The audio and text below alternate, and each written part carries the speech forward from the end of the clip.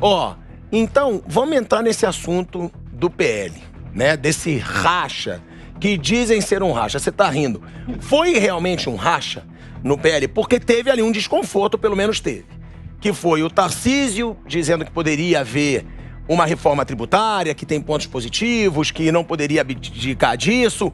De um outro lado, o Bolsonaro falando ali para a bancada do PL, falou, ó, nossa obrigação é vetar. É vetar isso aqui, não tem que passar essa reforma tributária. Agora, tem a situação também que o Bolsonaro já falou que os dois agora estão com a mesma relação que sempre tiveram uma reunião. O Tarcísio rasgou elogios ao Bolsonaro, disse que só se tornou governador por causa do Bolsonaro e que também tem o direito a ter as opiniões dele. Até que ponto isso pode ser prejudicial para a direita no Brasil? Para mim? É, para todos. Quem quiser responder. Posso?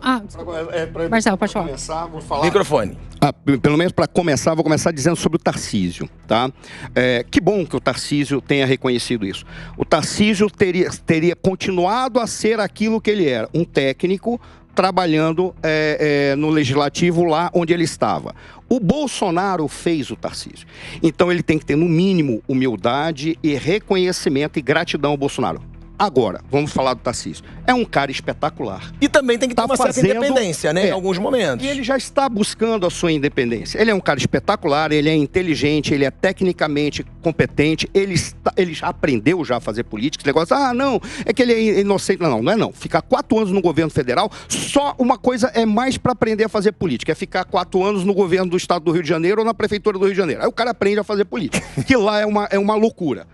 Eu diria que é o terceiro mais complicado. Então ele já sabe fazer política. O Tarcísio, ele está fazendo política. Ele tem alguns traços de comportamento. Ele é muito tímido, então ele tem dificuldade de enfrentar as pessoas porque ele não gosta de ofender ninguém.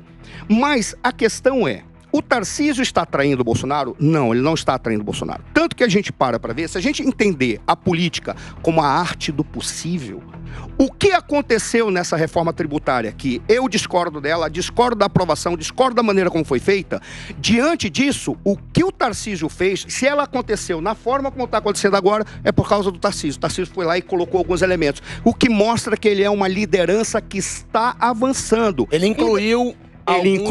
Ele debateu, ele mostrou as perdas que o Estado de São Paulo ia ter, ele trabalhou para aquilo que é relevante do Estado de São Paulo. Agora, tem um detalhe, que aí, sem querer polemizar, eu já encerro, e querer ofender nada, mas o que distingue o profissional do amador não é dizer o que deve ser feito, o que nós precisamos que seja feito. É dizer como vai fazer o que deve ser feito. O que nós estamos vendo aí é um bando de amador dizendo o que deve ser feito. E na hora de fazer, está colocando um bando de jabuti em cima da árvore, que nós vamos ter que tirar esse jabuti daqui a pouco. E se nós não conseguirmos tirar, não adianta vir para dizer o povo mais educado. Para começar, o Nelson falou, são 30, 40 anos. Se é que vamos conseguir uma educação política. Educação política não é ler Hobbes, Rousseau e Maquiavel. Nem o Hobbes, se o Hobbes, Rousseau e Maquiavel tivesse aqui, ele dizia, pelo amor de Deus, para de ler porcaria. Vai fazer a política na prática, sabe? Então, que educação será essa? Não adianta, porque o sistema não permite que este povo que aí está consiga colocar pessoas adequadas, porque o sistema não permite. Quando aparece alguém qualificado, como um ou outro que a gente vê, a gente diz, porra, isso é consequência daquelas brechas que o sistema deixou e esse cara conseguiu ocupar o espaço, porque o sistema não presta. Eu já encerro por aqui. Eu vou chamar o Cinegra aqui pra falar, porque o negócio é o seguinte, eu vou querer jogar uma pergunta na roda, mas primeiro eu vou jogar pro Rafa, né, que acabou de chegar, porque eu concordo, né, o Tarcísio deu uma opinião, o Tarcísio tem que ter uma independência, né? Só que a minha pergunta, não faltou ali um certo tato pra não falar ali isso? Porque foi o que eu percebi, eu falei, ele tem direito de ter opinião, ele é um baita líder. Agora, tava sendo gravado, né? Tava falando ali num palanque, com microfone. Será que não era pra se falar isso numa reunião fechada? Eu acho que tem dados ali da reforma tributária, assim, que são válidos, porque ali eu acho que foi dada uma arma para a esquerda.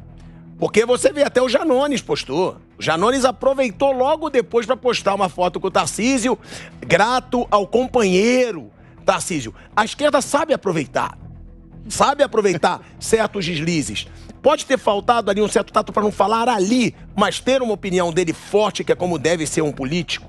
Tiago, primeiro agradecer a oportunidade de estar aqui na Jovem Pan, falando com todos os telespectadores, agradecer aqui participar dessa roda tão importante, né, discutindo políticas públicas importantes para a nossa população. Bom, primeiro que eu quero concordar aqui com a grande maioria que essa reforma tributária foi a pior reforma tributária que podia ser aprovada. Nós temos problemas sérios. Primeiro que nós seremos o país que mais vai cobrar imposto no mundo. Diferentemente do que foi dito aqui pelo Volney, ele não está aqui para falar, mas Suécia, Suíça, Hungria, eles têm um imposto ainda menor que o Brasil. E ainda nós temos todas as leis complementares que irão ser aprovadas e serão votadas. Depois da publicação dessa nova reforma tributária, o presidente da República tem 180 dias para falar sobre o imposto de renda, sobre o imposto que vai incidir na renda da nossa população. E ainda nós temos as leis ordinárias que nós votaremos, que todos os estados irão votar, todos os municípios irão votar, e nessa reforma tributária, algo que ninguém está se atentando, tira a independência total do Poder Legislativo Municipal. Os prefeitos podem fazer o reajuste do IPTU por decreto. Isso não existe. É inconstitucional isso daí. É totalmente inconstitucional. Ou seja, nós estamos vivendo momentos difíceis no Brasil. Ao apagar das luzes, aprova uma reforma tributária de forma totalmente atabalhoada, o CARF, a questão do CARF, que isso vai dar um poder de negociação muito grande para a esquerda, que isso preocupa. A influência que nós teremos de ministro, de deputados, de senadores, ou seja, nós precisamos nos preocupar. Agora, falar sobre o PL rachado, não é algo que eu acho que o PL não está rachado e nunca esteve rachado. Existiu uma divergência de opinião. Embora eu não concorde com o posicionamento do governador, mas eu acho que ele, como governador do estado de São Paulo, ele podia sim se posicionar, seja pelo partido dele, seja à frente dos deputados denominados bolsonaristas, mas eu acho que a reunião poderia ter sido um pouco mais ampla e um pouco mais antecipada. Até para discutir os pontos importantes como esse, a questão do Conselho Federativo, um outro absurdo. Os municípios pequenos que vivem pedindo literalmente esmola. Eu sou deputado estadual, eu recebo prefeitos e vereadores todos os dias na Assembleia Legislativa pedindo 50 mil reais, 100 mil reais para a saúde, literalmente esmola. E agora será muito pior.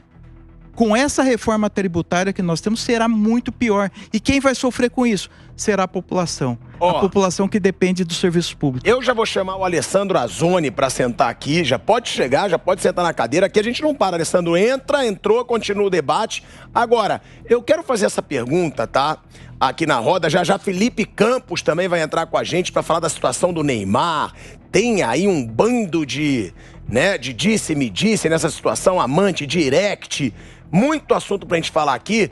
Agora, eu queria perguntar pra você, e o Nelson Ovi queria falar também, sobre essa perguntinha que tá aí embaixo. Tá aí embaixo, bem na tarde aí pro pessoal que tá ligado na Jovem Pan.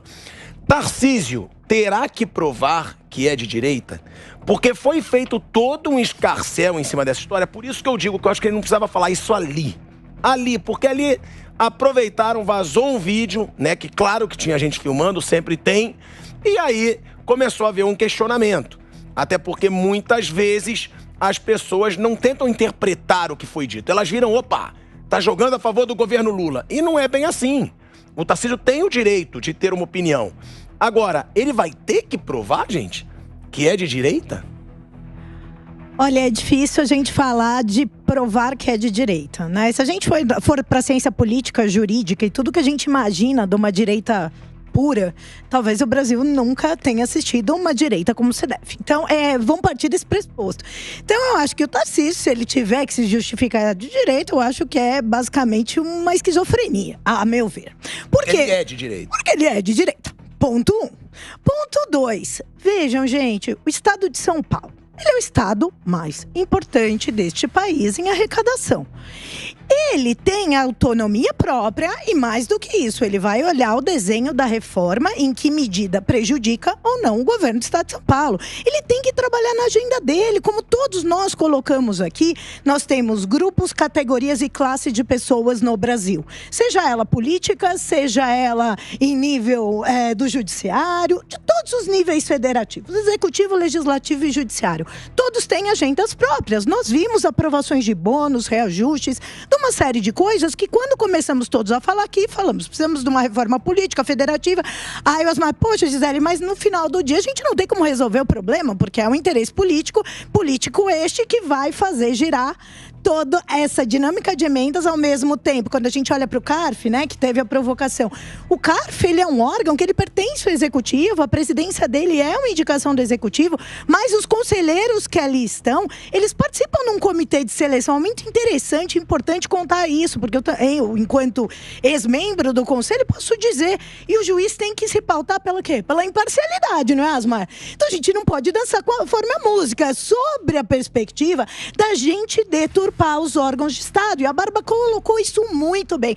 Gisele, poxa, a gente tem que fortalecer os órgãos de Estado, seja o legislativo, executivo e judiciário, mas para isso eles têm que ter a neutralidade esperada, seja a neutralidade quando a gente olha para a reforma, seja a neutralidade quando a gente olha para os órgãos de Estado. E o CARF, a importância do CARF, por que ninguém sabia o que era o CARF?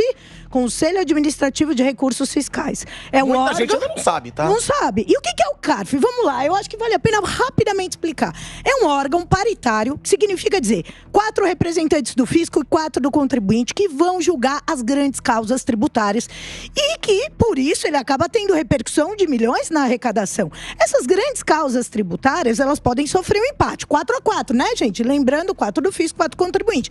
Todos são e exercem uma função naquele momento judicante, portanto, imparcial. Ah, Gisele, mas você foi selecionada e você pode ter um viés mais para o empresariado? O do fisco, que teve toda uma formação enquanto auditor? Pode. Mas ali naquela cadeira todos são imparciais?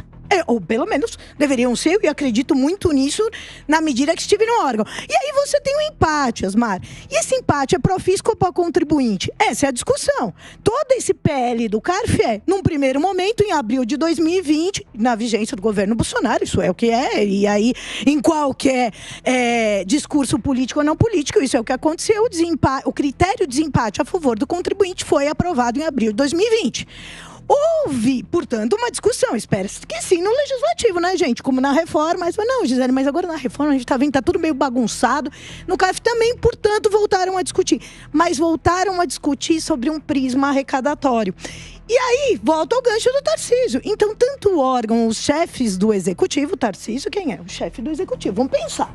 Como o Haddad, né, hoje é o grande líder junto ao governo Lula. Eles não vão trabalhar nos interesses de arrecadação. Independente se é direita ou esquerda, ele tem a agenda dele arrecadatória a cumprir. Seja o governo federal, seja o governo estadual. O problema então, assim, não, assim, eu tô falando do Mani.